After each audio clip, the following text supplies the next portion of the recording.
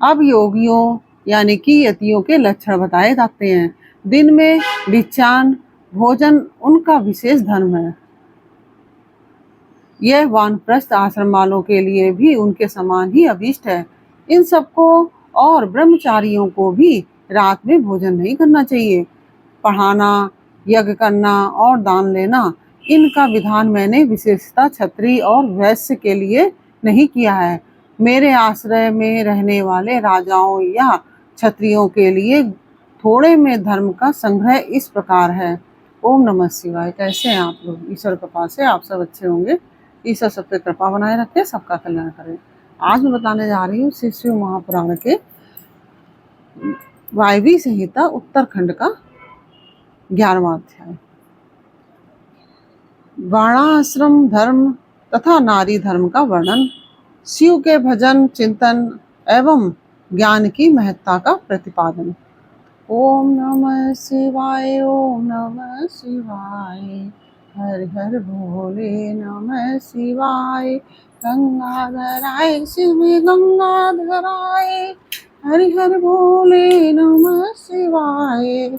नमः शिवाय, ओम नमः शिवाय, हर हर भोले नमः शिवाय। नमः शिवाय, ओम नमः शिवाय, हर हर भोले नमः शिवाय। ओम नमः शिवाय। महादेव जी कहते हैं, देवेश्वरी, अब मैं अधिकारी, विद्वान एवं श्रेष्ठ ब्राह्मण भक्तों के लिए संक्षेप में वर्ण धर्म का वर्णन करता हूँ। तीनों काल स्नान, अग्निहोत्र, विधिवत शिवलिंग पूजन, दान, ईश्वर प्रेम सदा और सर्वत्र, दया, सत्य भाषण, संतोष, आस्तिकता, किसी भी जीव की हिंसा न करना, लज्जा, श्रद्धा, अध्ययन, योग, निरंतर अध्यापन, व्याख्यान, ब्रह्मचर्य, उपदेश, श्रवण, तपस्या, क्षमा, शौच, शिखा धारण, यज्ञोपवीत धारण, पगड़ी धारण करना, दुपट्टा लगाना, निषिद्ध वस्तु का सेवन न करना, रुद्राक्ष की माला पहनना, प्रत्येक पर्व में विशेषता चतुर्दशी को शिव की पूजा करना, ब्रह्मकूर्च का पान, प्रत्येक मास में ब्रह्मकूर्च से विधि पूर्वक मुझे नहलाकर मेरा विशेष रूप से पूजन करना, संपूर्ण क्रियान्न का त्याग,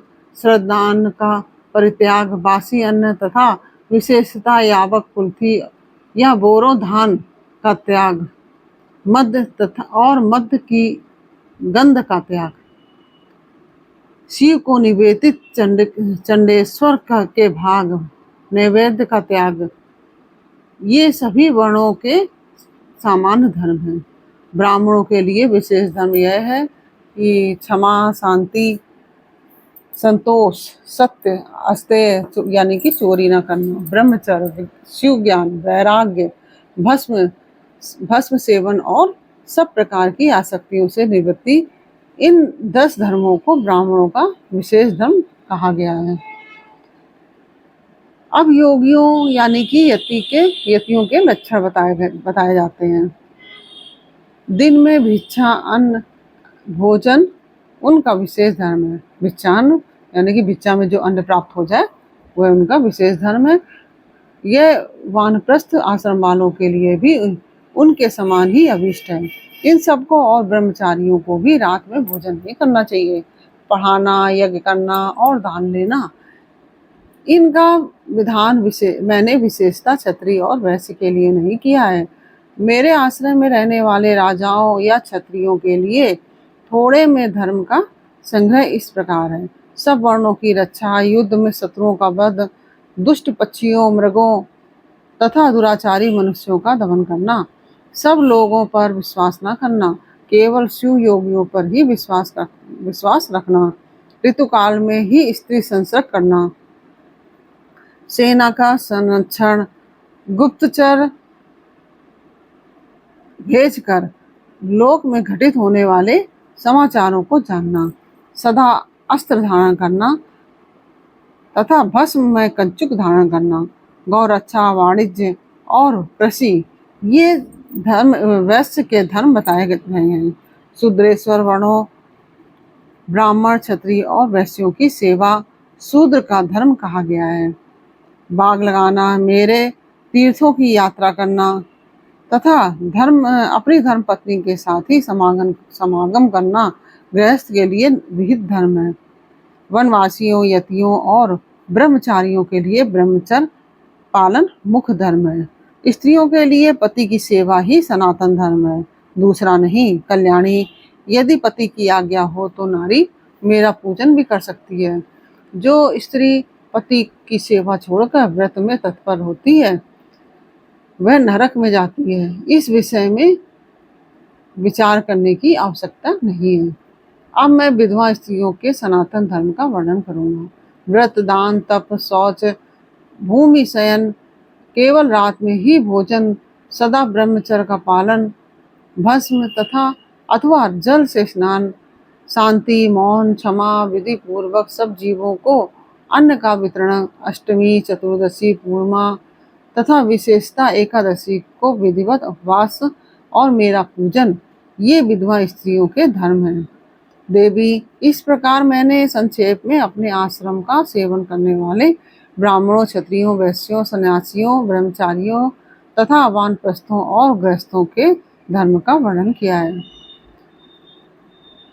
साथ ही शूद्रों और नारियों के लिए भी इस सनातन धर्म का उपदेश दिया। देवेश्वरी, तुम्हें सदा मेरा ध्यान और मेरे षडक्षर मंत्र का जप करना चाहिए। यही संपूर्ण वेदोक्त धर्म है और यही धर्म तथा अर्थ का संग्रह है। लोक में जो मनुष्य अपनी इच्छा से मेरे विग्रह की सेवा का व्रत धारण किए हुए हैं, पूर्व जन्म की सेवा के संस्कार से युक्त होने के कारण भावातिरेक से संपन्न है, वे स्त्री आदि विषयों में अनुरक्त हो या विरक्त, पापों से उसी प्रकार लिप्त नहीं होते जैसे जल से कमल का पत्ता। मेरे प्रसाद से विशुद्ध हुए उन विवेकी पुरुषों को मेरे स्वरूप का ज्ञान हो जाता है। फिर उनके लिए कर्तव्य अकर्तव्य का विधि निषेध नहीं रह जाता। समाधि तथा शरणागति भी आवश्यक नहीं रहती। जैसे मेरे लिए कोई विधि निषेध नहीं है, वैसे ही उनके लिए भी नहीं है। परिपूर्ण होने के कारण जैसे मेरे लिए कुछ साध्य नहीं है, उसी प्रकार उन कृत्य ज्ञान योनियों के लिए भी कोई कर्तव्य नहीं रह जाता है। वे मेरे भक्तों के हित के लिए मानव भावन का आश्रय लेकर भूतल पर स्थित हैं।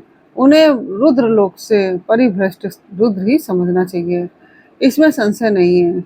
जैसे मेरी आज्ञा ब्रह्मा आदि देवताओं को कार्य में प्रवृत्त करने वाली है, उसी प्रकार उन शिव योगियों की आज्ञा भी अन्य मनुष्यों को कर्तव्य कर्म में लगाने वाली है।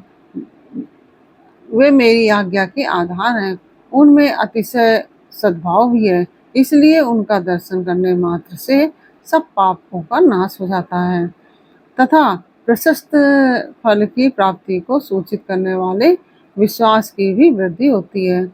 जिन पुरुषों का मुझ में अनुराग है, उन्हें उन बातों का भी ज्ञान हो जाता है जो पहले कभी उनके देखने, सुनने या अनुभव में नहीं आई होती है।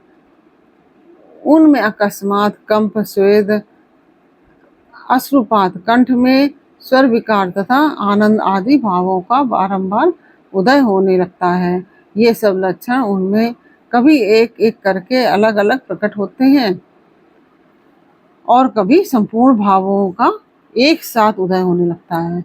कभी विलग न होने वाले इन मध्यम और उत्तम भावों द्वारा उन श्रेष्ठ सत्पुरुषों की पहचान करनी चाहिए।